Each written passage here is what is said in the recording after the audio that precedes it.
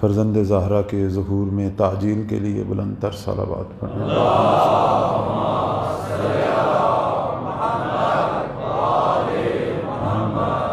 ان کے خدمت گزار ناصر بننے کی توفیق حاصل ہونے کے لیے صلوات پڑھیں۔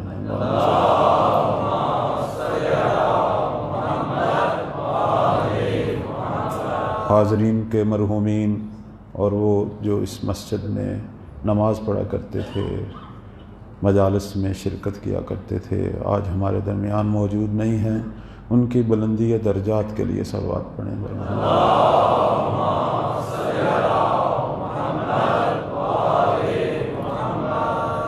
وہ تمام مومنین جو ان مجالس اعضاء کی اہتمام میں شریک ہیں، بالخصوص ہمارے وہ جوان جو باہر حفاظت کے لیے بھی موجود ہیں، ان سب کی توفیقات میں اضافہ کے لیے صلوات پڑھیں۔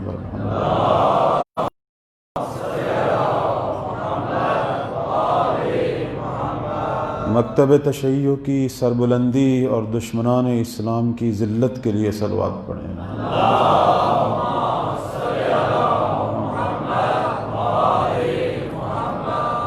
اعوذ باللہ من الشیطان الرجیم، بسم اللہ الرحمن الرحیم، الحمد للہ الذی جعل الحمد مفتاحا لذکرہ وسببا لمزید من فضلہ ودلیلا علی آلائہ وعظمتہ، والصلاة والسلام وتحیۃ والاکرام علی اشرف الخلائق اجمعین، امام المرسلین و خاتم النبیین، سیدنا و مولانا ابی القاسم محمد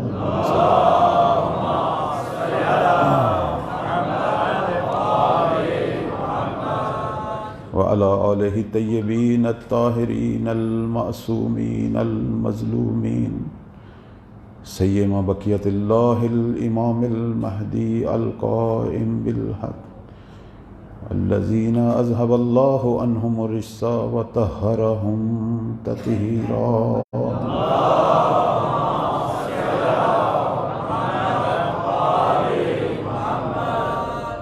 ولعنۃ الدائمۃ علی اعدائہم اجمعین من یوم عداوتہم الی قیام یوم الدین۔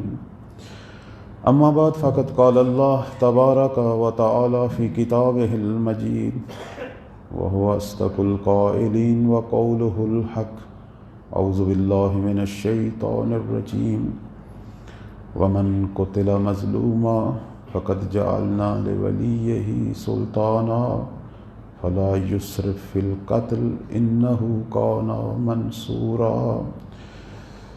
سب مل کر دعائے سلامتی امام زمان۔ بسم اللہ الرحمن الرحیم، اللہم کن لولیک الحجۃ ابن الحسن صلواتک علیہ وعلی آبائہ فی ہذہ الساعة وفی کل ساعة ولییا وحافظا وقائدا وناصرا ودلیلا وعینا حتی تسکنہ ارضک طوعا وتمتعہ فیہا طویلا بحق محمد صلوات پڑھنے پر محمد۔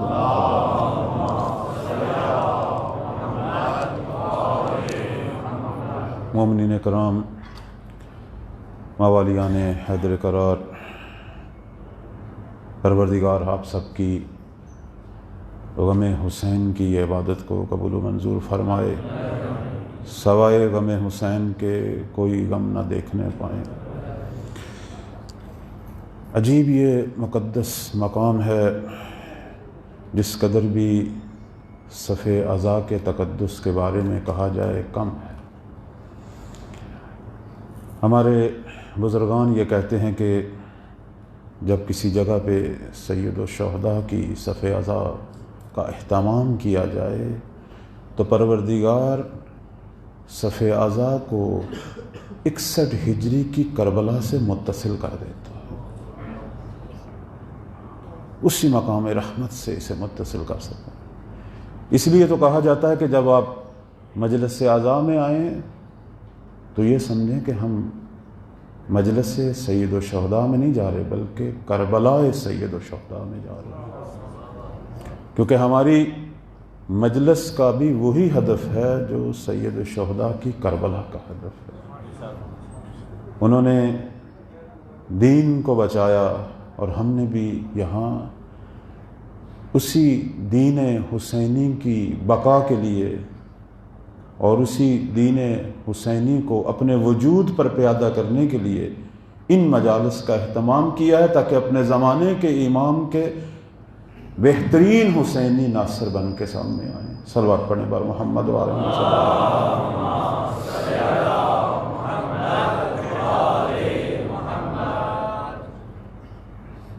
میرا موضوع مولا امام زمان اجل اللہ فرج الشریف کی معرفت اور دور حاضر کے جدید تقاضے، اس حوالے سے جس آیت کا میں نے انتخاب کیا آپ سب نے سماعت فرمایا۔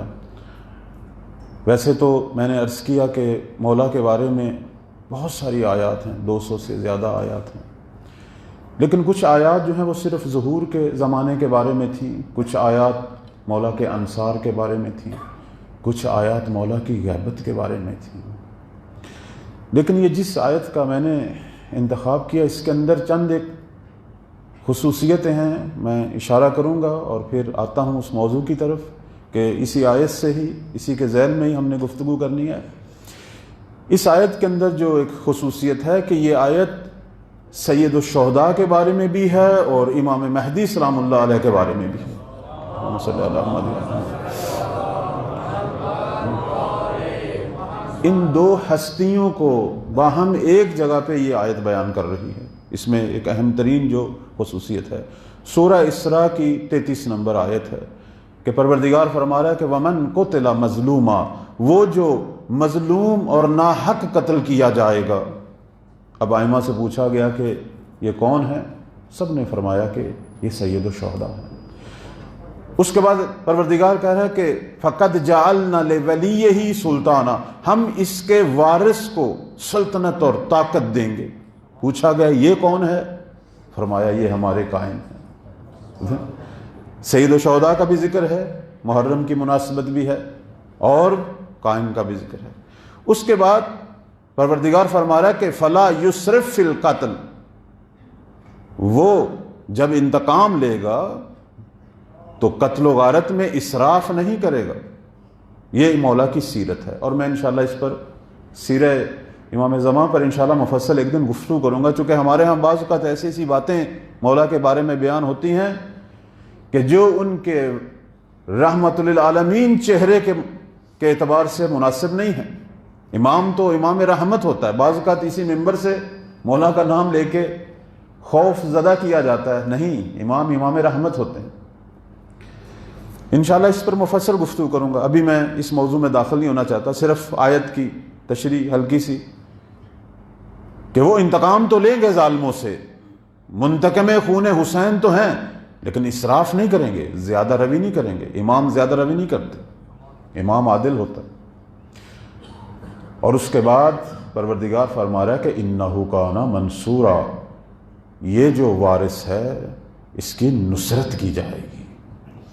اب یہ جو نصرت کا پہلو ہے اس میں بھی انشاءاللہ گفتگو کروں گا، چونکہ یہ پہلو مولا کی غیبت اور ان کے ناصرین کی نصرت سے مربوط ہے۔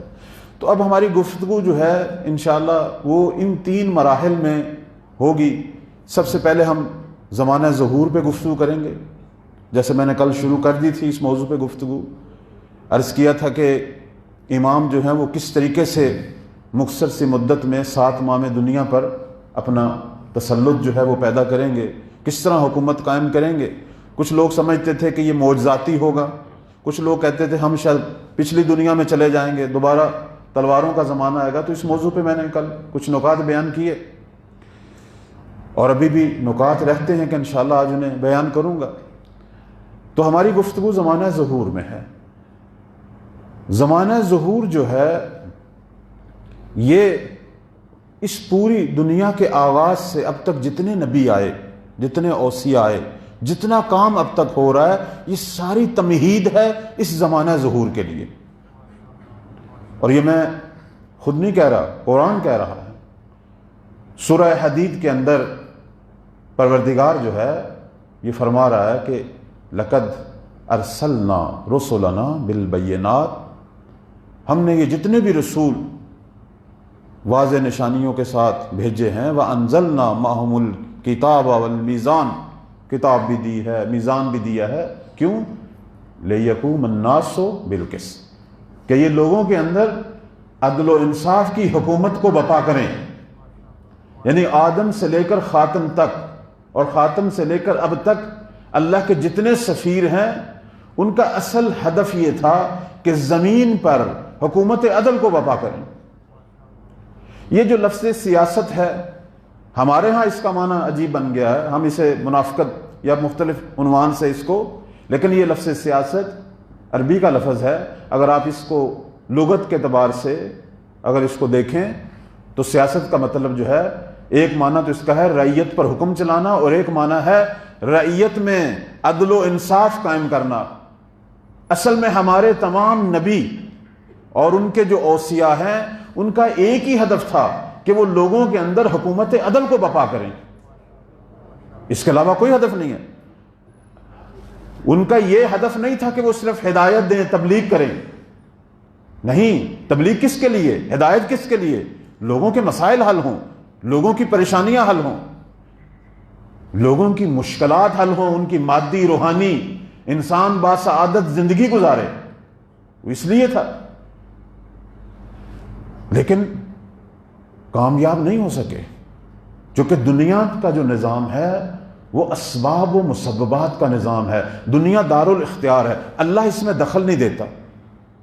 خدا صرف ہدایت دیتا ہے، ہدایت کا سامان جو ہے اللہ نے فراہم کر دیا، توفیقات بھی خدا دیتا ہے۔ اگر تم اٹھو گے مدد کرے گا خدا، لیکن اٹھو تو صحیح۔ جنگ بدر کے اندر جب وہ 1000 کا لشکر آ رہا تھا مدینہ میں رہنے والوں کو، یہ چند مسلمانوں کو جو 313 تھے، ان کو مارنے کے لیے 1000 کا لشکر آ رہا تھا۔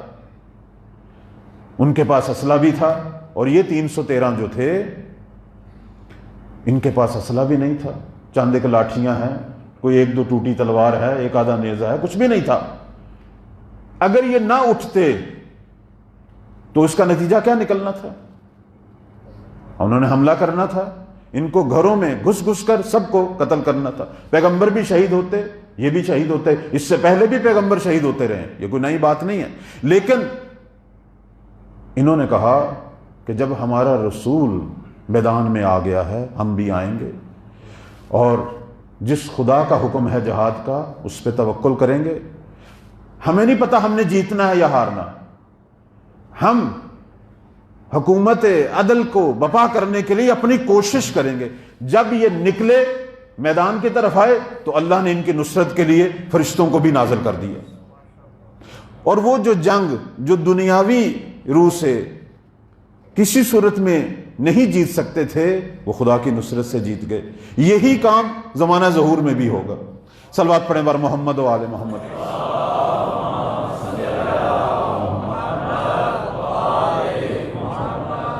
میں ایک درمیان میں ایک چھوٹا سا جو اعلان کروں گا وہ یہ کہ چونکہ یہاں سے جب میں نکلتا ہوں فوراً میں نے پنڈی پہنچنا ہوتا ہے، اور وہاں 9:30 مجلس شروع ہو جاتی ہے، میرے پاس باہر نکلتے وقت ٹائم نہیں ہوتا، لیکن کافی سارے احباب جو ہیں وہ سوالات رکھتے ہیں اسی موضوع کے حوالے سے، وہ اگر آپ انتظامیہ کو دے دیں تو وہ مجھے دے دیں گی، میں اگلے دن اسے اپنی گفتگو میں بیان کروں گا۔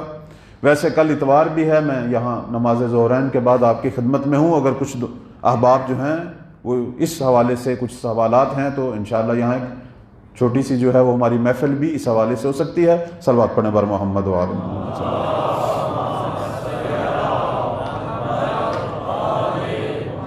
تو پروردگار نے جتنے بھی ہادی بھیجے، وَلِكُلِّ قَوْمٍ ہاد، جتنے بھی ہادی بھیجے سب کا ایک ہی ہدف تھا کہ وہ حکومت کریں، سیاست کریں. سیاست یعنی لوگوں کے اندر عدل و انصاف کو بپا کریں. لیکن کامیاب نہیں ہو سکے، چونکہ خدا نے تو ڈائریکٹ دخالت نہیں کرنی، صرف توفیق دینی ہے. اب یہ نبی جو ہیں وہ اور ان کے جو اوصیاء، انہوں نے دیکھا ظالموں کا غلبہ زیادہ ہے، ابلیسی قوتوں کا غلبہ زیادہ ہے، اہل شر زیادہ ہیں، تو انہوں نے ہدایت دینے پہ اکتفا کیا، کوشش کرتے رہے. البتہ بعض نبی کامیاب بھی ہو گئے. حضرت داؤد کامیاب ہو گئے، حضرت سلیمان کامیاب ہو گئے، حضرت یوشع بن نون کامیاب ہو گئے، حضرت نوح نے بھی کچھ عرصہ حکومت کی، حضرت موسیٰ نے بھی کوشش کی لیکن اپنی حکومت شروع کرنے سے پہلے دنیا سے چلے گئے، لیکن کوشش کی انہوں نے. انبیاء نے کوششیں کی، ہمارے پیغمبر نے بھی کوشش کی، اور کافی عرصہ کوششوں کے بعد، کفار کا ظلم سہنے کے بعد بالآخر مدینہ کے اندر حکومت عدل کو بپا کر لیا. کوشش کی ہے، اور جب دیکھا کہ میں کامیاب ہو سکتا ہوں تو حکومت عدل کو بپا کیا. ان کے بعد جو ہمارے ائمہ آئے انہوں نے بھی کوشش کی ہے، کیوں نہیں، اور جب دیکھا کہ نہیں ہو سکتا ہدایت کا کام کرتے رہے. لیکن جب بھی موقع ملا، کیوں نہیں، امیر المومنین نے جب حجت تمام ہوئی حکومت کی. امام حسن مجتبی صلوات اللہ علیہ، اللہم صلی اللہ علیہ، دیکھا جب لوگ نہیں چاہتے، میرے اپنے ہی جو میری محبت کا دم بھرتے ہیں، چند دنیا کے سکوں کے مد مقابل اپنا ایمان بیچ رہے ہیں، تو وہ جو خالص مومنین تھے وہ بہت کم تھے. اگر مولا پھر بھی کوشش کرتے وہ سارے شہید ہو جاتے. یہی وہ دکھ تھا جسے امیر المومنین نے بھی بیان کیا کہ اگر میں نکلتا تو یہ جو چند نفر، یہ جو 4 ہمیشہ میرے ساتھ نکلتے تھے، یہ جو مسم ہیں، یہ جو مقداد ہیں، یہ جو 4 عمار ہیں، ابو ذر ہیں، یہ سارے شہید ہو جاتے. یا بنی ہاشم کے چند جوان. لیکن پھر کیا کیا، ہدایت پہ اکتفا کیا، قیام نہیں کیا. لیکن سید الشہداء نے کیوں قیام کیا، اس کی ایک وجہ تھی. وجہ یہ تھی کہ باقی ائمہ کے ادوار میں اصل دین پر کوئی خطرہ وارد نہیں ہوا، دین محفوظ تھا، ہدایت کا کام جاری تھا. لیکن یہ جو آیا تھا اس نے پورے دین کو ہی تمسخر بنا لیا، دین کا ہی انکار کر دیا. اب حسین جیسے امام، یہ امام خمینی رحمۃ اللہ فرماتے ہیں کہ دین وہ چیز ہے کہ جس پر حسین جیسا امام بھی قربان ہو جاتا ہے. دین وہ چیز ہے، اور امام نے قربانی دی، اور اس انداز سے قربانی دی کہ پھر تا ظہور کوئی دین کو مذاق نہیں بنائے گا، دین کا انکار نہیں کرے گا. یہ اس قربانی کا اثر تھا. تو عرض یہ کر رہا تھا کہ ہدف یہی تھا، لیکن یہ ہدف کہ پوری زمین پر حکومت عدل بپا ہو، یہ 1,24,000 انبیاء اور ان کے اوصیاء نے بے پناہ کوششیں کی، یہ ہدف پورا نہیں ہوا. اور اگر یہ ہوگا تو یہ اس ہستی کے دور میں ہوگا کہ جسے بقیت اللہ العظم کہا جاتا ہے. صلوات پڑھیں بر محمد و آل محمد.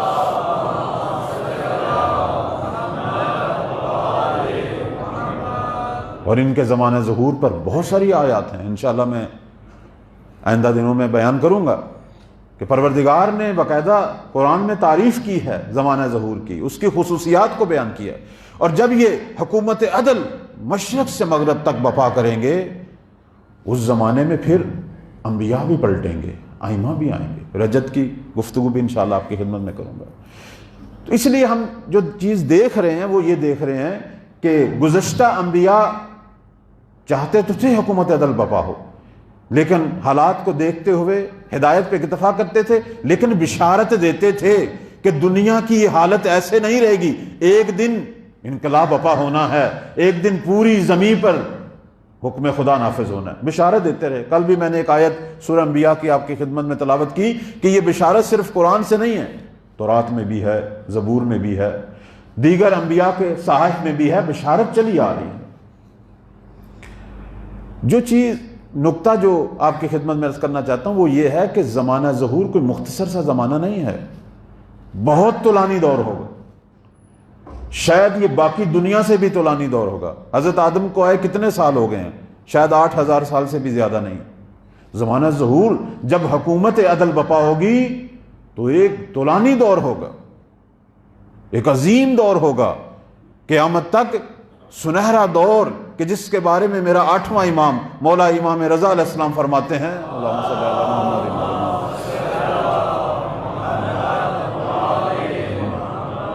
فرماتے ہیں کہ وَلَوْ خَرَجَ قَائِمُنَا، جب ہمارے قائم ظہور کریں گے، اشرقت الارض بنور ربنا، زمین ہمارے پروردگار کے نور سے چمک اٹھے، زمین نورانی ہو جائے گی.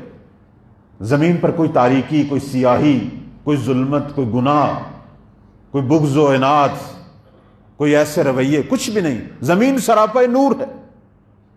فرماتے ہیں کہ یہ وہ دور ہوگا کہ ہمارے قائم وضع المیزان بین الناس، لوگوں کے درمیان ترازو عدالت قرار دیں گے کہ فلا یظلم احد احدا، کہ کوئی پھر کسی پر ظلم نہیں کر سکے، کوئی کسی پر ظلم نہیں کر سکے گا. پوری زمین کے اندر ظالموں اور ظلم کے لیے کوئی گنجائش نہیں ہوگی.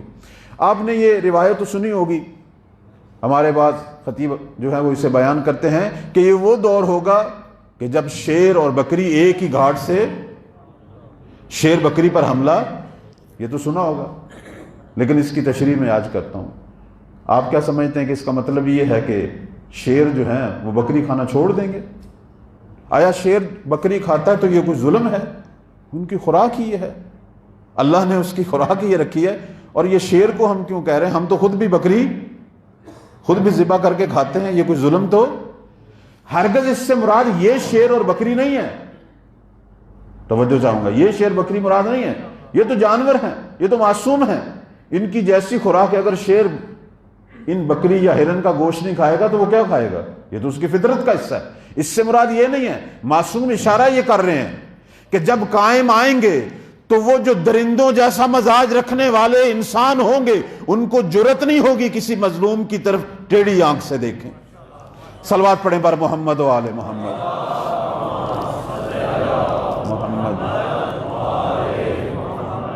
کوئی کسی پر ظلم نہیں کرے گا. مراد یہ ہے کہ انسانوں میں بھی بعض ایسے ہوتے ہیں شیروں جیسا مزاج ہے، اور بعض جو ہیں وہ صرف اپنے کام سے کام رکھتے ہیں. لیکن اس زمانے میں ان کو بھی یہ جرت نہیں ہوگی. زمانہ ظہور یہ ہے کہ جس کی بشارتیں ہمارے پیغمبر دیتے آئے.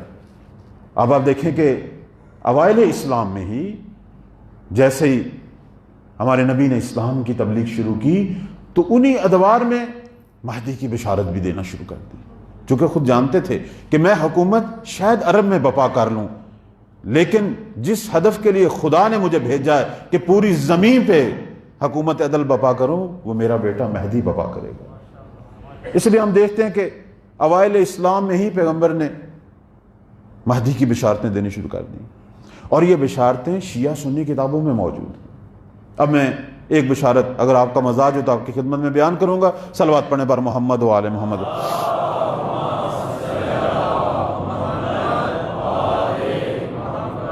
بہت ساری روایات ہیں.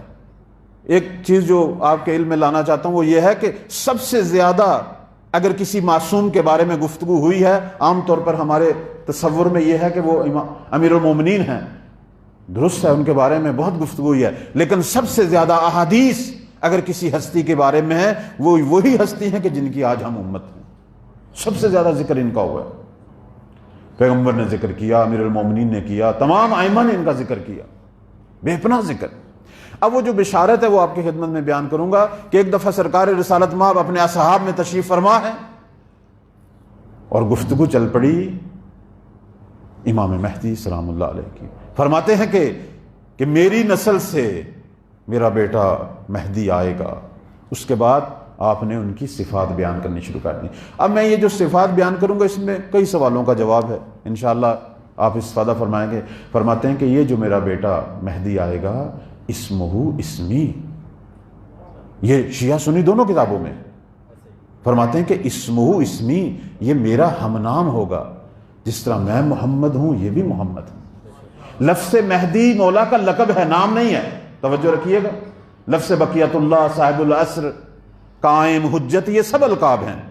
مولا کا نام وہی ہے جو پیغمبر کا نام ہے۔ فرماتے ہیں کہ اسمہ اسمی، وہ میرا ہم نام ہوگا۔ ہم پرانے ادوار میں منع کیا گیا تھا کہ نام نہ لیا جائے میم ہے میم دال، لیکن وہ دور تھا جو تقیہ کا دور تھا۔ آج کے دور میں ہم لے سکتے ہیں، لیں احترام سے جیسے باقی ائمہ کا لیتے ہیں۔ کہہ سکتے ہیں ہم کہ ہمارے مولا کا نام حضرت محمد بن الحسن عسکری صلوات اللہ علیہ وسلم۔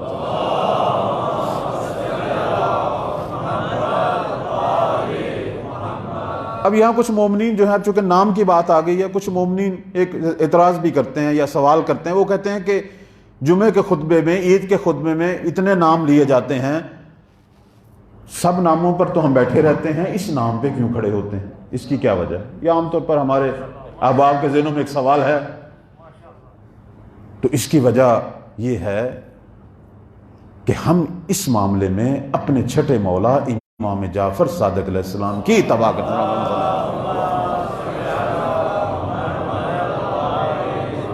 ہمارے دو امام تھے جنہوں نے ہمیں یہ درس دیا کہ جب بھی ان کے سامنے یہ نام لیا جاتا تھا وہ احتراماً کھڑے ہو جاتے تھے۔ ابھی مہدی زہرا دنیا میں نہیں آئے، لیکن مولا امام صادق نے ہمیں بتایا کہ شیعو، یہ وہ ہستی ہے کہ جس کے احترام میں تمہارا چھٹا امام کھڑا ہو رہا ہے۔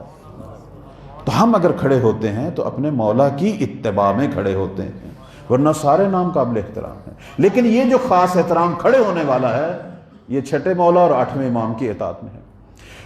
تو پیغمبر فرماتے ہیں کہ اسمہ اسمی، وہ میرے ہم نام ہے۔ اور دوسری صفت فرماتے ہیں کنیتہ کنیتی، صرف میرا ہم نام نہیں ہے، وہ مہدی کنیت میں بھی میں محمد کی کنیت جیسے، ان کی بھی یہی کنیت ہے۔ مولا کی بھی ابو القاسم ہے کنیت، ویسے مولا کی بہت ساری کنیتیں ہیں، ابا صالح بھی ہے ان کی زیارات میں۔ اب ہمارے بعض دفعہ مومنین یہ پوچھتے ہیں کہ یہ جو ابا صالح ہم کہتے ہیں، آیا مولا کا کوئی صالح بیٹا ہے؟ آیا مولا کے کوئی بچے ہیں؟ غیبت کے زمانے میں مولا نے کوئی شادی کی ہے؟ اس قسم کے بھی سوالات ہیں۔ بلکہ میرے ساتھ ایسا ہوتا ہے کہ جب بھی کسی جگہ پہ میں مہدویت کے موضوع میں گفتگو کرتا ہوں اور کہتا ہوں آپ کا کوئی سوال ہے، تو سب سے پہلا سوال یہی کرتے ہیں کہ قبلہ ہمیں بتائیے کہ مولا نے شادی بھی کی یا نہیں کی۔ تو اس سے توجہ ہوتی ہے کہ کتنی مومنین کو جو ہے وہ فکر ہے کہ وقت کے امام نے بلاخر شادی کی ہے یا نہیں کی۔ میں اس حوالے سے واضح کرنا چاہتا ہوں کہ مولا کے بارے میں آیا ان کی شادی ہوئی ہے غیبت میں یا نہیں ہوئی، ہمارے پاس کوئی دلیل نہیں، کوئی دلیل نہیں، نہ ہونے پہ ہے نہ ہونے پہ۔ اگر آپ کہیں گے تو پھر یہ کنیت جو ہے اس کا مطلب تو یہ ہوتا ہے کہ ان کا کوئی بیٹا ہے، کنیت ایسے بنتی ہے؟ نہیں، کنیت کا مطلب یہ نہیں ہے۔ چونکہ عرب کا یہ رواج تھا کہ جب بھی کوئی بچہ پیدا ہوتا تھا، جیسے اس کا نام رکھتے تھے اسی وقت اس کی ایک کنیت بھی رکھتے تھے۔ کنیت یعنی دوسرا نام ہے بلانے کے لیے، چونکہ اصل نام کو احتراماً نہیں کہا جاتا تھا، بلکہ اس کو دوسرے نام سے جو کنیت ہے اس سے پکارا جاتا تھا۔ لیکن کنیت کا ہرگز یہ مطلب نہیں ہے کہ ان کا کوئی ایسا بیٹا ہے۔ ہاں، بعض کنیتیں اس بات پہ دلیل ہوتی ہیں کہ ان کا یہ بیٹا ہے، لیکن بعض کنیتیں جو وقت ولادت رکھی جاتی ہیں اس کا یہ مطلب نہیں ہے۔ جیسے ہم 8ویں امام کی مشہور ترین کنیت کیا ہے آپ خود فرمائیے؟ اور زیارت میں ہم مولا کی کنیت کون سی بیان کرتے ہیں؟ مولا کی کنیت ہے ابو الحسن، 8ویں امام کی کنیت۔ لیکن آیا امام کا کوئی حسن نامی بیٹا تھا؟ نہیں۔ یہ کنیت ان کے والد نے ان کی وقت ولادت رکھی ہے۔ ہاں، ان کی ایک اور بھی کنیت ہے کہ جب ان کے بیٹے امام تقی علیہ السلام پیدا ہوئے تو اس وقت انہیں ابا محمد بھی کہا گیا۔ تو بس امام زمانہ کی کنیت کا ہرگز یہ مطلب نہیں ہے کہ ان کا کوئی بیٹا ہے۔ ہاں، امام کی شادی اور یہ مسائل زمانہ ظہور کے حوالے سے تو واضح ہیں کہ زمانہ ظہور میں ان کے بچے ہیں اور ان بیٹوں کا نام بھی لکھا ہوا ہے، لیکن آیا غیبت میں ان کی کوئی اولاد ہے یا نہیں، ہمارے پاس کوئی دلیل نہیں ہے۔ اور ہم یہ کہتے ہیں کہ یہ موضوع ایسا ہے ہی نہیں کہ ہم اس پہ گفتگو کریں، چونکہ ائمہ کی یہ جو ذاتی زندگی ہے، ازدواجی زندگی ہے، اس سے ہمیں کوئی فرق نہیں پڑتا۔ امام شادی کرے پھر بھی وہ امام ہے، نہ کرے پھر بھی وہ امام ہے، ایک شادی کریں، 2 کریں، 3 کریں، کتنی ان کی بیویاں ہیں، کنیزیں ہیں، ہمیں کوئی فرق نہیں پڑتا، ہم ان کے تابع ہیں۔ بعض ہمارے مومنین پھر یہ کہتے ہیں کہ یہ تو ہو نہیں سکتا، یہ سنت رسول ہے۔ تو میں ان سے پوچھتا ہوں کہ درست ہے، سنت رسول ہے، یہ ہم سے زیادہ تو وہ خود بھی جانتے ہیں، لیکن ائمہ کی زندگی اور انبیاء کی زندگی مشیت الہی کے تابع ہے۔ اگر یہ ضروری ہوتا تو پھر حضرت عیسیٰ کے بارے میں آپ کی کیا نظر ہے کہ جن کی عمر امام سے بھی 2 گنا تولانی ہے، آیا ان کی شادی کا ذکر ہے کہیں؟ حضرت یحییٰ نے بھی شادی نہیں کی تھی۔ انبیاء کی زندگی کے ہر لحظات، تمام لمحات جو ہیں وہ خدا کی مشیت کے تابع ہیں۔ لہذا یہ موضوع حل ہے، اس میں ہم کوئی بحث کرنے کی ضرورت نہیں ہے۔ وہ جس طرح مشیت خدا ہے اسے کے مطابق جو ہے ان کی زندگی، تو بس ان کی کنیت وہی ہے جو ہمارے پیغمبر کی کنیت ہے۔ اور اس کے بعد تیسرا جملہ جو میرے پیغمبر نے فرمایا، کہتے ہیں شمائلہ شمائلی، یہ مہدی صرف نام میں مجھ جیسا نہیں ہے، کنیت میں مجھ جیسا نہیں ہے، اپنی شکل و شمائل میں بھی میں محمد جیسا ہوں۔ یعنی مہدی زہرا اپنے شمائل قد و قامت میں بھی محمد عربی جیسے ہوں گے۔ ہمارے 2 امام بہت زیادہ شبیہ پیغمبر کے، 2 اماموں کے بارے میں آتا ہے کہ یہ بہت زیادہ شبیہ ہیں۔ ایک سید الشہداء بہت زیادہ شبیہ تھے پیغمبر کے۔ یہ جب دونوں شہزادے زہرا کے صحن میں کھیلتے تھے تو بی بی حسن مجتبیٰ کو دیکھ کے کہتی تھیں کہ حسن تو مجھے اس لیے پیارا لگتا ہے کہ تو اپنے بابا علی مرتضیٰ کی شبیہ ہے، اور جب سید الشہداء کو دیکھتی تھی تو کہتی تھی حسین تو مجھے اس لیے پیارا لگتا ہے کہ تو میرے بابا کی شبیہ ہے۔ آپ نے یہ تو سنا ہے کہ جناب علی اکبر شبیہ پیغمبر تھے، لیکن کبھی اس کی وجہ نہیں جانی کیوں علی اکبر شبیہ پیغمبر تھے، چونکہ ان کے بابا سید الشہداء شبیہ پیغمبر تھے۔ اور دوسری ہستی جو شبیہ پیغمبر ہے، بلکہ سب سے زیادہ شبیہ، حتیٰ کہ سید الشہداء سے بھی زیادہ، اور یہ میں نہیں کہہ رہا، یہ 11ویں امام نے جب ان کی ولادت ہوتی ہے مولا ان کو اٹھاتے ہیں، اس وقت کہتے ہیں کہ میں خدا کا شکر گزار ہوں کہ جس نے مجھے اس مولود کی زیارت کروا دی کہ جو اپنی خلق اور خلق میں، خلق یعنی تخلیق اور خلق میں سب سے زیادہ رسول کے مشابہ ہیں۔ صلوات پڑھیں بار محمد و آل محمد۔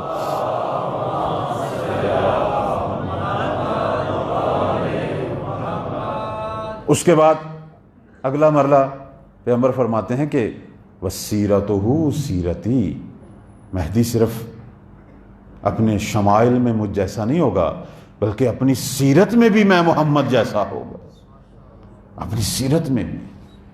اس لیے تو میں نے اول عرض کیا کہ ہم ان کے ظہور کی شکل میں دوبارہ رحمت للعالمین کے منتظر ہیں۔ یہ اپنی سیرت میں بھی پیغمبر جیسے ہیں، وہی سیرت ہے۔ اور خود جب ان سے سوال بھی ہوا غیبت الصغریٰ میں، خط و کتابت ہوتی ہے کہ مولا جب آپ ظہور کریں گے تو آپ کی سیرت کیا ہوگی، فرمایا اسیرو بسیرت جدی، میں اپنے نانا محمد کی سیرت پہ چلوں گا۔ بہت سارے ایسی روایات ہیں کہ جس میں آپ جو ہیں اپنی سیرت کو پیغمبر کی سیرت سے تشبیہ دیتے ہیں۔ اور اس کے بعد پیغمبر فرماتے ہیں کہ یہ جب ظہور کریں گے یملأ الارض عدلا و قسطا، زمین کو عدل و انصاف سے بھر دیں گے، کما ملئت ظلما و جورا، جس طرح کہ اس سے پہلے ظلم و جور سے بھری ہوئی۔ اب یہاں تک تو آپ نے عام طور پر کثرت سے سنا ہوگا، لیکن ایک سوال یہاں عام طور پر ہمارے مومنین کرتے ہیں، وہ کہتے ہیں کہ مولا کے ظہور سے پہلے دنیا ظلم سے بھری ہوگی، ظالموں سے بھری ہوگی، اس کا مطلب کیا؟ آیا یہ لازمی ہے؟ یہ حتماً ایسا ہوگا؟ جی، یہاں ہمارے جو ماہرین ہیں علماء مہدویت وہ 2 جواب دیتے ہیں۔ ہو سکتا ہے آپ کے ذہنوں میں بھی سوال ہو، چونکہ میری گفتگو معرفت ہے، اور معرفت امام زمان کا مطلب ہے کہ آپ کے ذہن میں جو مولا کے بارے میں سوال ہیں ان کے جواب دوں۔ معرفت کا آغاز علم سے ہوتا ہے نا، کہ میری معلومات بڑھیں، اپنے امام کے بارے میں میری معلومات بڑھیں۔ البتہ معرفت یہاں ختم نہیں ہوتی، میں کل انشاءاللہ اس کو آگے بڑھاؤں گا کہ معرفت کے اندر کئی مراحل ہیں۔ پہلا مرحلہ یہی ہے کہ اپنے مولا کے بارے میں جتنی معلومات تو اکٹھی کر سکتا ہے کر، اپنے مولا کو فکری اور علمی اعتبار سے جان، پھر قلبی اعتبار سے جان، پھر عملی اعتبار سے جان۔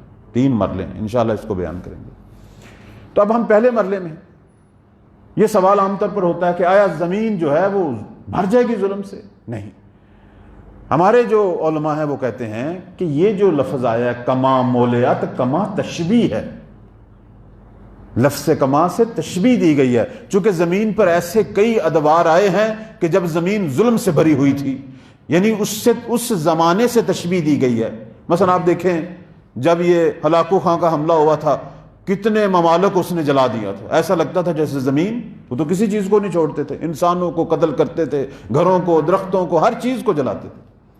عالم اسلام کو اس نے مکمل طور پر جلا دیا تھا اور اپنی حکومت قائم کر لی تھی. حکومت عباسیہ کو ختم کر کے اپنی حکومت ہلاکو خان نے. لوگ اس وقت کہتے تھے یہ قیامت ہے، شہروں کے شہر جل گئے، ممالک کے ممالک جل گئے، لگتا تھا زمین ظلم سے بھر گئی ہے. یا مثلا آپ جنگ عظیم جو پہلی دوسری، کئی ممالک آپس میں لڑ پڑے، کروڑوں لوگ مارے جا رہے ہیں، اور لگتا ہے زمین جیسے ہے وہ ظلم سے. یعنی ان زمانوں سے تشبیہ ہے کہ جس طرح ان ادوار کے اندر آپ کو ہر جگہ ظلم نظر آتا ہے، مہدی کے زمانے میں آپ کو ہر جگہ اسی طرح عدالت نظر آئے گی. ایک تو یہ جواب ہے. دوسرا جو جواب ہمارے علماء دیتے ہیں وہ یہ ہے کہ یہاں یہ کہا گیا ہے کہ زمین ظلم سے بھرے گی، نہ کہ یہ کہا گیا ہے کہ ظالموں سے بھرے گی. بہت توجہ چاہوں گا، زمین ظلم سے بھرے گی، یہ نہیں کہا گیا کہ ظالموں سے بھرے گی. اب آپ مجھے خود بتائیے، ایک مملکت پر ظلم کرنے کے لیے ایک ہی آدمی کافی ہوتا ہے، پوری مملکت کو ظلم کی جگہ بنا دیتا ہے. صدام جیسا ایک حاکم بن جائے تو وہ ایک مملکت کیا 2 مملکتوں کو تباہ کر دے گا. ایک ہی آدمی کافی ہوتا ہے. ہلاکو خان ایک ہی کافی ہے، ہٹلر ایک ہی کافی ہے. بعض لوگ ابھی بھی دنیا کے اندر جنہوں نے اقتصادی طور پر دنیا کو جکڑا ہوا ہے اور لوگوں کا استحصال کر رہے ہیں، وہ تھوڑے سے ہی لوگ ہیں، ابھی بھی تھوڑے سے لوگ ہیں. پوری دنیا کا نظام جو ہے وہ ایک ظالمانہ سودی نظام بنا ہوا ہے، لوگوں کا معاشی استحصال ہو رہا ہے. اب آپ دیکھیں امریکہ جیسے ملک کے اندر اتنے عدالت کے نعرے لگے ہیں، ایک ٹرمپ ظالم ہی کافی ہے وہاں ظلم کرنے کے لیے. تو یہاں دقت فرمائے کہ معصومی نے فرمایا ظلم سے بری ہوگی، ظالموں سے بری نہیں ہوگی. دنیا کے لوگ امام کے آنے سے پہلے اکثر ظالم نہیں ہوں گے بلکہ اکثر مظلوم واقع ہوں گے. اس لیے تو امام سرعت کے ساتھ 7 مہینوں میں پوری دنیا پہ قبضہ کریں گے، چونکہ پوری دنیا کے مظلوم مولا کا ساتھ دیں گے. کل بھی میں نے اشارہ کیا تھا کہ جب امام اپنی جنگ کا آغاز کریں گے، امام کی یہ جنگ صرف مسلمانوں کی حد تک نہیں ہے بلکہ دنیا کی ساری مظلوم اقوام، چاہے وہ مسیح ہوں، یہودی ہوں، ہندو ہوں، جو بھی اپنی ظالم حکومتوں سے تنگ ہوں گی، جب وہ ایک ایسی ابھرتی ہوئی حکومت کو دیکھیں گی کہ جس کا حاکم مہدی جیسا عادل حکمران ساتھ ان کے عادل انصار اور اس حاکم کی سیرت اور اس مملکت کا نظام جب لوگ دیکھیں گے تو دنیا کے کئی جگہوں پہ لوگ اپنی ظالم حکومتوں کے خلاف خود ہی بغاوت کر دیں گے، اپنی ظالم حکومتوں کو گرائیں گے اور مولا کو پیغام بھیجیں گے کہ اے مہدی زارا اپنا ایک ناصر بھیج جو ہم پر حکومت کرے. تو دنیا ظلم سے تو بری ہوگی لیکن ظالموں سے نہیں بری ہوگی. صلوات پڑھیں بر محمد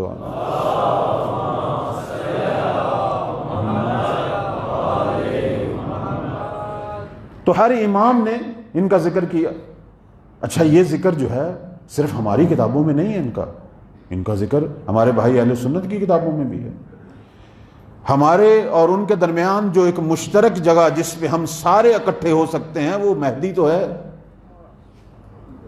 آپ ان کی کتابیں کھولیں، وہ بھی یہی کہتے ہیں کہ یہ جو ہستی ظہور کرے گی یہ پیغمبر کی نسل سے ہے، ان کی بیٹی فاطمہ کی نسل سے. یہ ساری روایات ہیں، ان کے بیٹے حسین کی نسل سے. البتہ بعض اہل سنت کہتے ہیں کہ وہ امام حسن کی نسل سے ہے، وہ ایک ہی روایت ہے. اس کے مد مقابل 25 روایات وہ ہے کہ وہ کہتے ہیں حسین کی نسل سے ہے، لیکن وہ ہماری ضد میں کہتے ہیں. وہ جب دیکھتے ہیں نا کہ شیعہ یہ کہتے ہیں حسینی ہے تو وہ ضد میں حسنی. جیسے ایک ان کے بہت بڑے عالم تھے اشرف تھانوی، اس کا میں نے فتویٰ دیکھا، بڑی ہنسی آئی. کہنے لگا دائیں ہاتھ میں انگوٹھی پہننا سنت رسول ہے، لیکن چونکہ رافضیوں نے پہننا شروع کر دیا اب پہننا بدعت ہے. بعض کا ہیں، ورنہ ان کی کتابوں میں اکثر جو احادیث ہیں وہ یہی ہیں کہ حسین کی نسل سے ہیں. اچھا اس میں بھی اتفاق. پھر وہ جو علامات ظہور ہیں وہ بھی وہی بیان کرتے ہیں، ہم بھی وہی کرتے ہیں. وہی سفیانی کا خروج ہے، یمنی کا قیام ہے، آسمانی آواز ہے، کوئی فرق نہیں. آئیں گے زمانہ ظہور میں کیسی حکومت بپا کریں گے، ایک جیسی روایات ہیں، کوئی فرق نہیں ہے. تمام روایات، تمام چیزیں ایک جیسی ہیں. حتیٰ کہ یہ موضوع بھی وہ بھی کہتے ہیں کہ جب یہ آئیں گے تو ان کے پیچھے عیسیٰ جیسا نبی اقتدا کرے گا. ہماری کتابوں میں بھی ہے، ان کی صحیح بخاری صحیح مسلم اٹھا لیں، وہاں ہمارے پیغمبر فرماتے ہیں کہ کیف انتم اذا نزل فیکم ابن مریم، اے مسلمانوں، اے میرے اصحاب، پیغمبر بڑے خوش تعریف کر رہے ہیں کہ تم کیسا محسوس کرو گے کہ جب ابن مریم آئے گا لیکن امام جو ہے وہ میرا بیٹا ہوگا. اس چیز کو وہ بھی مانتے ہیں. اور ایک عجیب اتفاق ہے، بلکہ حسن اتفاق یہ ہے کہ یہ وہ واحد امام ہے کہ جس کی امامت من اللہ ہونے پر تمام مسلمانوں کا اتفاق ہے. کیونکہ ان کے علماء بھی یہی کہتے ہیں کہ جس کے پیچھے عیسیٰ اولو العزم پیغمبر نماز پڑھے گا وہ لوگوں کا بنایا ہوا امام نہیں ہے، وہ خدا کا بنایا ہوا امام ہے. وہ بھی یہی کہتے ہیں. یعنی واحد یہ ہستی ہے کہ جس کی امامت میں کوئی اختلاف نہیں. باقی ائمہ میں ہو سکتا ہے لیکن ان کی امامت میں کوئی اختلاف نہیں. یہ ہمارے مشترک پہلو ہیں. البتہ کچھ موارد ایسے ہیں، کچھ پہلو ایسے ہیں جس میں اختلاف نظر بھی ہے. مثلا وہ کہتے ہیں کہ یہ ہستی ابھی پیدا نہیں ہوئی، ہوگی اسی آل رسول سے، انہی کی نسل سے ہوگی، سید شہداء کی نسل سے ہوگی، لیکن اپنے ظہور سے کچھ عرصہ پہلے پیدا ہوں گے، جوان ہوں گے اور قیام شروع کریں گے. ہم یہ کہتے ہیں وہ پیدا ہو چکے ہیں، ہم غیبت کے قائل ہیں، وہ ان چیزوں کے قائل نہیں ہیں. البتہ مشہور یہ ہے، لیکن میں نے خود دیکھا ہے ان کے 40 کے قریب علماء اس بات کے قائل ہیں کہ وہ پیدا ہو چکی ہے، اور وہ وہی ہیں کہ جو امام عسکری علیہ السلام کے فرزند ہیں اور پردہ غیبت میں ہیں. ان کے 40 بزرگ علماء قائل ہیں لیکن یہ بتاتے نہیں ہیں. مثلا آج کل ایک ڈرامہ چل رہا ہے ترکی کا، اس میں ابن عربی کو تو آپ سب جانتے ہیں. ابن عربی بھی اس بات کا قائل تھا کہ وقت کا امام موجود ہے اور یہ وہی امام عسکری کا فرزند ہے اور غائب ہے، اور میں نے اس کی زیارت بھی کی ہے. صلوات پڑھیں بر محمد و آل محمد.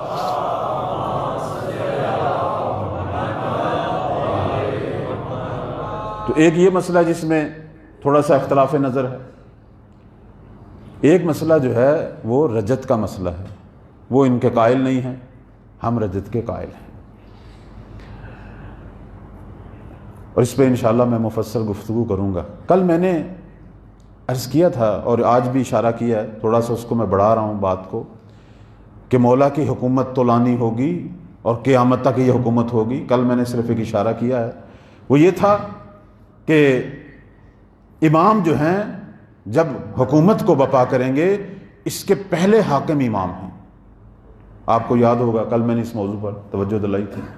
لیکن ان کے بعد پھر ان کے 12 وصی آئیں گے جو تا قیامت اس حکومت کو بپا کریں گے اور اس حکومت کو باقی رکھیں گے.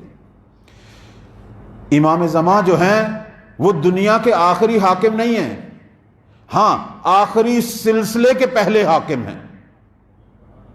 ان کے بعد خلفائے اثنا عشر، پھر 12 خلیفوں کی خبر ہے کہ جو تا قیامت اس حکومت کو بپا کریں گے. اس لیے کہ یہ حکومت کئی سینکڑوں بلکہ کئی ہزار سالوں پر شاید مشتمل ہے. اب چونکہ سید الشہداء کا موضوع بھی ہے، آیت بھی اسی مناسبت سے، جس نقطے کی طرف آپ کو لانا چاہتا ہوں وہ یہ ہے کہ آپ کو پتہ ہے کہ ان کے بعد دوسرا حاکم کون ہے؟ اللہ اکبر. اب یہاں ہم کتابیں کھولیں، ہماری احادیث اور روایات واضح کرتی ہیں کہ سب سے پہلی ہستی کہ جب ان کی حکومت بپا ہوگی، سب سے پہلی ہستی جو قبر سے اٹھے گی اور مہدی زہرا کی خدمت میں پہنچے گی، یہ وہی تو ہیں جن کی صف عزا پہ بیٹھے ہیں سید الشہداء. صلوات پڑھیں بر محمد و آل محمد.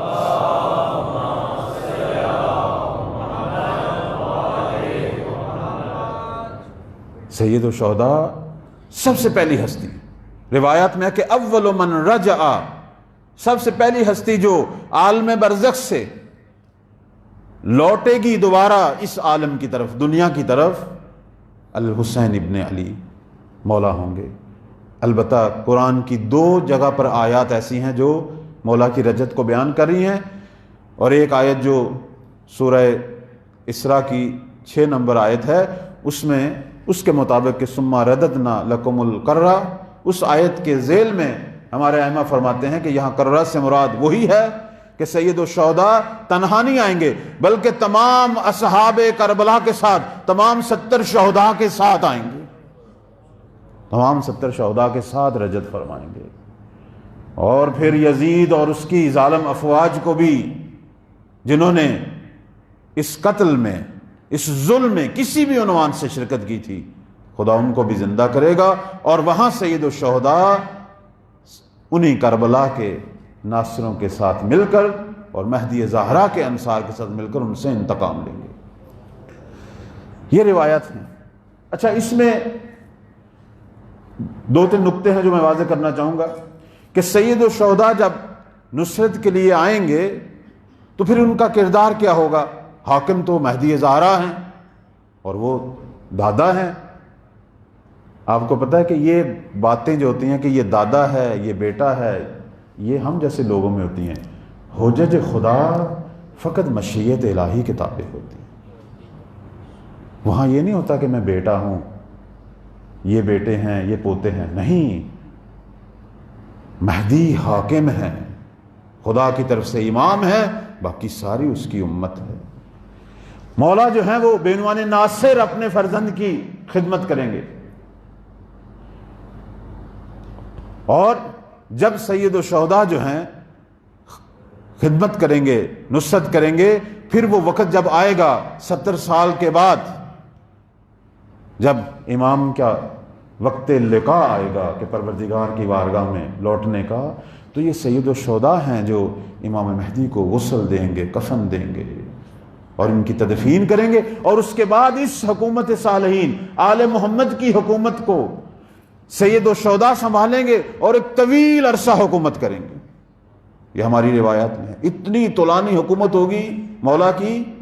روایات کہتی ہیں کہ سید الشہداء اتنے بوڑھے ہو جائیں گے کہ آنکھوں کے اوپر والے بال ان کی آنکھوں پر گریں گے کہ جنہیں وہ کپڑے سے باندھ کر لوگوں سے گفتگو کریں گے۔ اتنی طولانی ان کی حکومت ہے، یہ زمانہ آنے والا ہے۔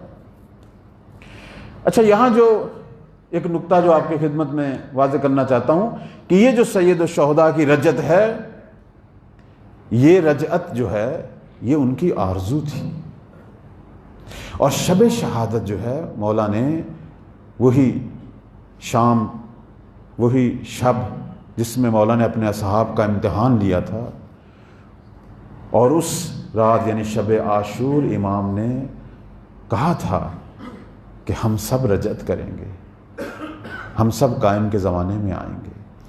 اور اس سے پہلے والی زندگی اگر ہم سید الشہداء کی دیکھیں تو مولا نے کئی بار اللہ کی بارگاہ میں یہ دعا کی تھی، کئی بار یہ آرزو کی تھی کہ پروردگارہ مجھے قائم کے ناصروں میں سے قرار دے، مجھے وہ زمانہ دکھا کہ جب تیرا خلیفہ زمین پر حکومت کرے، مجھے بھی وہ زمانہ دکھا اور مجھے بھی ان کی نصرت کی توفیق دے۔ جس امام کی ہم امت ہیں، میں صرف توجہ یہ دلانا چاہتا ہوں، کل بھی میرا پیغام یہی تھا کہ اپنے امام کی طرف توجہ کریں۔ ہم کس امام کی امت ہیں؟ یہ وہ امام ہے کہ سید الشہداء جیسا امام ان کی نصرت اور خدمت کی آرزو رکھتے تھے۔ اللہ نے ہمیں کس زمانے میں پیدا کیا ہے، ہم کس امام کی امت ہیں؟ تو جس کی نصرت کی آرزو سید الشہداء کے قلب میں تھی، ہمارے دل میں نہیں ہے، ہمارے دل میں بھی ہونی چاہیے۔ اور آج یہی نصرت کا زمانہ ہے۔ میں اپنے تمام عزیزوں کو مومنین کی خدمت میں واضح کروں گا کہ آج بھی ہم نصرت کے زمانے میں ہیں۔ آج نصرت ہو سکتی ہے، کیوں نہیں ہو سکتی؟ ہم چاہیں تو ابھی اسی وقت اسی لحظہ ناصر بن سکتے ہیں، یہ ہمارے اختیار میں ہے۔ ہمارا ہر عمل جو ہے وہ مولا کے ظہور کو قریب کر سکتا ہے، اور کوئی بھی عمل مولا کے ظہور کو تاخیر میں ڈال سکتا ہے۔ اور یہ میرے مولا نے بارہا اپنے شکووں میں کہا ہے، فرماتے ہیں فما یحبسنا عنہم الا ما یتصل بنا مما نکرہہ ولا نؤثرہ منہم۔ اے میرے شیعو، میرے اور تمہارے درمیان جو حجاب ڈال رہی ہے چیز، جو دور کر رہی ہے مجھے تجھ سے، وہ تمہارے وہ عمل ہیں کہ جو ہم کو پسند نہیں ہے، ہمارے گناہ کہ جن کی ہمیں تم سے توقع نہیں ہے کہ تم ہمارے شیعہ ہو اور یہ عمل کرتے ہو. فرماتے ہیں یہ حجاب ڈال رہی ہے. ایک عمل، نیک عمل مولا کے ظہور میں تعجیل کا باعث ہے، اور ایک عمل اگر برا عمل ہے تو وہ تاخیر کا باعث ہے. یہی ہماری دعا، کل بھی میں نے عرض کیا تھا کہ اپنی پہلی دعا ظہور کی دعا قرار دیں.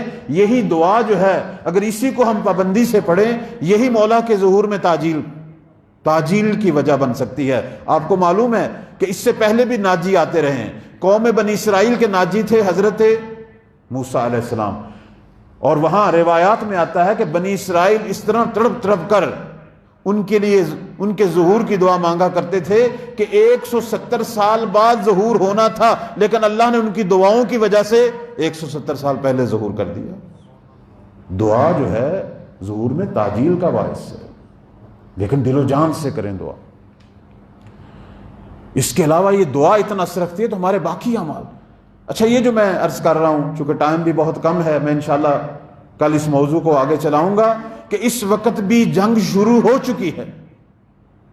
جنگ شروع ہو چکی ہے، جسے ہم کہیں گے سافٹ وار. ہمارے سوشل میڈیا پہ دجالی، ابلیسی، سفیانی قوتوں کی جنگ شروع ہو چکی ہے، اور یہ جنگ جو ہے ہمارے گھروں تک آ چکی ہے، ہمارے بچوں تک، ہماری بہنوں تک، ہمارے گھروں تک جنگ آ چکی ہے. آج ہمارا بچہ، ہمارا بھائی موبائل کھولتا ہے، کس چیز کو لائک کر رہا ہے، کس چیز کو دیکھ رہا ہے؟ جنگ تو شروع ہو چکی ہے.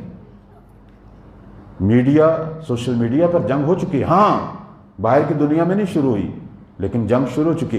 اب میں اپنا موبائل کھول رہا ہوں، میں یہی اکتفا کرتا ہوں. اس موضوع کو کل بیان کروں گا کہ سوشل میڈیا پہ جو جنگ ہے، یہ جو سافٹ وار ہے، اس میں وہ کن چیزوں کو ہدف قرار دے رہا ہے، دجال کن چیزوں کو ہدف قرار دے رہا ہے، اور ہم نے ناصر بن کے کیا کرنا ہے، اس کو میں انشاءاللہ کل بیان کروں گا. صرف میں یہ آج پیغام دینا چاہتا ہوں کہ یہ یاد رکھے، جب تم موبائل کو کھولتا ہے اور جس چیز کو تو لائک کر رہا ہے اور جس چیز کو تو دیکھ رہا ہے، تو تنہا نہیں دیکھ رہا، تیرے ساتھ تیرا امام بھی دیکھ رہا ہے. صرف اس کی طرف توجہ کر لیا کر.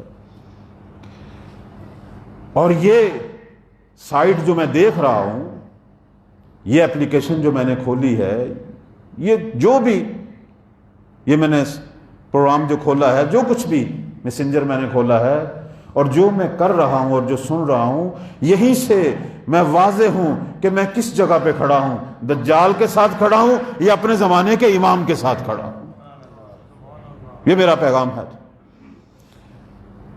میرا مولا اس وقت بھی اسی طرح تنہا ہے جس طرح 61 ہجری کا امام زمان تنہا تھا. کبھی اس بات پہ غور فرمائیں کہ آخر کیا وجہ تھی کہ سید الشہداء کو مدینہ چھوڑنا پڑا. اچھا اللہ، اگر مولا کے ناصر ہوتے تو مدینہ چھوڑتے. اپنا وطن، آپ کو پتا ہے کہ وطن کی کیا اہمیت ہے. پیغمبر کو جب مکہ چھوڑنا پڑا ہجرت کے لیے جب گئے، تو بار بار مڑ مڑ کر جو ہے وہ مکہ کو دیکھ رہے تھے. وطن کی محبت. کہتے ہیں کہ زندان یوسف جو ہے اس میں ایک روشندان کنعان کی طرف تھا. حضرت یوسف صرف اسی کو دیکھا کرتے تھے کہ یہاں سے میرے وطن کی خوشبو آ رہی ہے. وطن کی بڑی اہمیت ہے. اور اگر وطن وہ ہو کہ جہاں پیغمبر جیسا نانا دفن ہو اور زہرا جیسی ماں دفن ہو اور حسن مجتبیٰ جیسا بھائی دفن ہو، اس کو چھوڑنا تو قیامت ہے. اجرکم، پتہ نہیں کس طرح سید الشہداء نے، کتنا تنہا ہو چکا تھا میرا امام، آج مدینہ کو چھوڑنے کا ارادہ کر لیا. اجرکم اللہ. روایات میں آتا ہے کہ جب مولا نے یہ ارادہ کر لیا تو پھر ودا ہونے کے لیے گئے. سب سے پہلے تو پیغمبر کی قبر پر گئے. پیغمبر کی قبر پہ گئے تو وہاں پیغمبر کی قبر سے لپٹ کر صرف یہی کہہ رہے تھے کہ اللہم ان ھذا قبر نبیک، اے پروردگار یہ تیرے نبی کی قبر ہے، وانا ابن بنت نبیک، اور میں اسی نبی کی بیٹی کا بیٹا ہوں. اور بار بار نانا کو کہہ رہے تھے، نانا تیری امت اب مدینے میں مجھے رہنے نہیں دے رہی. آتے ہیں پھر بھائی کی قبر پہ، امام حسن مجتبیٰ کی قبر پہ، آخری سلام، السلام علیکہ یا اخی، بھائی کی قبر پر آ کے بھائی کو سلام کرتے ہیں۔ پھر ایک قبر ایسی ہے، مقاتل لکھتے ہیں کہ جہاں حسین دن کو نہیں گئے، رات کو جاتے ہیں، چونکہ قرار نہیں تھا کہ وہ قبر کا کسی کو پتہ چلے، وہ اماموں کو ہی پتہ ہو۔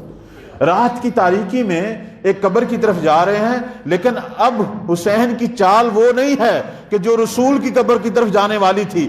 جب رسول کی قبر کی طرف گئے اور بھائی کی طرف گئے تو صاحب الوقار سکینہ ہیں، لیکن اب جس قبر کی طرف جا رہے ہیں اس انداز سے جا رہے ہیں جیسے کوئی بچہ دوڑ کر ماں کے دامن کو لپٹنا چاہتا ہے۔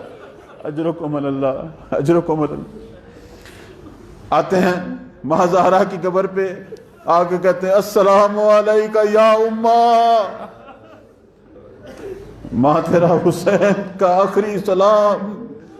اب حسین جا رہا ہے مدینہ سے۔ ہمارے جو عرفاء ہیں وہ کہتے ہیں کہ جب سید الشہداء نے یہ سلام کیا تو قبر سے پھر 3 جواب آئے۔ وہ جو لوگ عرفاء ہیں وہ بیان کرتے ہیں، کہتے ہیں کہ جب مولا نے سلام کیا اپنی ماں زہرا کو تو جواب آیا علیک السلام یا غریب الام، دیسی غریب بیٹا حسین تجھ پر بھی میرا سلام، اجرکم اللہ۔ پہلا جواب یہ آیا۔ دوسرا جواب آیا علیک السلام یا عطشان الام، ماں زہرا کا پیاسا حسین تجھ پر بھی میرا سلام، اجرکم اللہ۔ تیسرا جو جواب ہے نہیں سن سکتے، انسان کا جگر پھٹ جاتا ہے۔ بی بی فرماتی ہیں علیک السلام یا سحقان الام، سحقان اس شخص کو کہتے ہیں کہ جس کو شہید کرنے کے بعد اس کی میت پر گھوڑے دوڑائے جائیں، اجرکم اللہ، اجرکم اللہ۔ بی بی کہتی ہیں او میرا حسین، تجھ کو شہید کرنے کے بعد بھی دشمنوں کا کینہ ختم نہیں ہوگا، تیری لاش کو پامال کیا جائے گا، او میرا پامال حسین تجھ کو میرا سلام، اجرکم اللہ، اجرکم اللہ۔ آتے ہیں، قافلہ تیار ہو رہا ہے، حسین سفر کے لیے تیاری مشغول ہیں، لیکن جب مولا تیاری کر رہے ہیں، مشکیزیں لادے جا رہے ہیں، سامان سفر باندھا جا رہا ہے، تو اب نانی آ رہی ہیں ام سلمہ لاٹھی کا سہارا لے کر۔ جب پتہ چلا نا حسین کسی سفر پہ جا رہے ہیں تو برداشت نہیں ہوا، گھر سے نکل پڑی ہیں، اور کیسے برداشت کرتی، زہرا کے بعد اسی ام سلمہ نے تو حسین کو پالا تھا، اجرکم۔ آتی ہیں، کہتی ہیں حسین بیٹا میں نے سنا ہے کہ تو جا رہا ہے مدینہ چھوڑ کر، تو جس جگہ بھی جانا چاہتا ہے چلا جا، لیکن خدا کے لیے عراق کی طرف نہ جانا، اجرکم اللہ، اجرکم اللہ۔ کہا کیوں نانی اماں؟ کہا بیٹا تیرے نانا نے مجھے بتایا تھا کہ میرے حسین کو عراق میں ایک جگہ ہے فرات کے کنارے پہ بھوکا پیاسا ذبح کیا جائے گا، اور مجھے خاک بھی دی تھی تیرے نانا نے کہ جب یہ خون آلود ہو تو سمجھ لینا میرا حسین مارا گیا۔ کہا نانی جس جگہ کی نانا نے خبر دی تھی میں تجھے دکھاؤں؟ اب ولی تھے، وقت کی حجت خدا تھی، اپنی 2 انگلیوں کو کھولا، کہا نانی ان 2 انگلیوں میں دیکھ، وہ فرات کا کنارہ یہ ہے کہ جہاں عباس بھائی کے بازو کٹیں گے، اجرکم اللہ۔ نانی یہ وہ جگہ ہے جہاں میرے علی اکبر کو برچھی لگے گی، نانی یہ وہ جگہ ہے جہاں قاسم کے لاشوں کو پامال کیا جائے۔ بعد میں کہتے ہیں کہ نانی یہ جو نشیب ہے اس میں تو دیکھ رہی ہے، یہ وہ نشیب ہے جہاں تیرا حسین پہ آسا ذبح کیا جائے، اجرکم اللہ۔ مختصر کرتا محمل باندھے جا رہے ہیں۔ ایک روایت جو ہماری مقاتل کی کتابوں میں لکھی ہے، عبداللہ ابن سنان کوفی کی مشہور روایت ہے، یہ محبان امیر المومنین میں سے ہیں، آتے ہیں مدینہ، لیکن اتفاق سے اس دن آتے ہیں کہ جس دن مولا مدینہ کو چھوڑنے کی تیاری کر رہے تھے۔ دیکھتے ہیں کہ مدینہ کے اندر عجیب رنگ ہے، لوگ اداس، اس کے جو بازار ہیں بند ہیں، مدینہ پریشان ہے، مدینے پر حزن ہے۔ پوچھا کیا ہوا، مدینے کی حالت ایسی کیوں ہے؟ لوگوں نے بتایا کہ چراغ مدینہ، حسین مدینہ کو چھوڑ کے جا رہے ہیں، مدینے کی رونقیں ختم ہو رہی ہیں۔ دوڑ کے آتے ہیں محلہ بنی ہاشم کی طرف کہ جہاں قافلہ تیار ہو رہا تھا۔ دیکھتے ہیں مولا کرسی لگی ہوئی ہے، اس پہ بیٹھے ہوئے ہیں، گھوڑوں پہ اونٹوں پہ سامان لادا جا رہا ہے، تیاریاں ہو رہی ہیں، دنیا دیکھ رہی ہے، رو بھی رہی ہے۔ ایک دم آواز آتی ہے ابو الفضل عباس کی کہ مدینہ والوں پیچھے ہٹ جاؤ، ہماری مستورات نے، رسول کی بیٹیوں نے سوار ہونا ہے۔ اب محمل لائے جا رہے ہیں، ہر محمل پہ ایک بی بی کو سوار کیا جا رہا ہے۔ عبداللہ بن سنان کہتا ہے کہ میں نے دیکھا ایک نوجوان لڑکے نے ایک مستور کو سوار کیا، پوچھا یہ کون ہے؟ بتایا گیا یہ حسن مجتبیٰ کا یتیم قاسم ہے۔ پھر ایک جوان نے سوار کیا، بتایا گیا یہ علی اکبر ہے جو اپنی والدہ کو سوار کر رہے ہیں، سوار ہو رہے ہیں۔ کہتے ہیں کہ ایک مستور ایسی تھی، ایک بی بی ایسی تھی، جیسے وہ گھر سے برآمد ہوتی ہے حسین کرسی سے کھڑے ہو جاتے ہیں۔ عجیب حالت طاری ہو جاتی ہے بنی ہاشم کے جوانوں پر۔ اب وہ حلقہ باندھ لیتے ہیں، اب ابو الفضل عباس اپنا زانو زمین پہ رکھتے ہیں، کہتے ہیں آقا زادی میرے زانو پہ پاؤں رکھو۔ علی اکبر نالین سنبھالتے ہیں، قاسم اور محمد بازو پکڑتے ہیں۔ کتنی شان سے زینب کو سوار کیا جا رہا ہے۔ ایک یہ سوار کرنا تھا اور ایک 11 محرم کا سوار کرنا تھا۔ اجرکم اللہ۔ 11 محرم میں کیا سواری تھی؟ بے پلان اونٹ تھا، ہاتھ زینب کے بندھے ہوئے تھے۔ اجرکم اللہ۔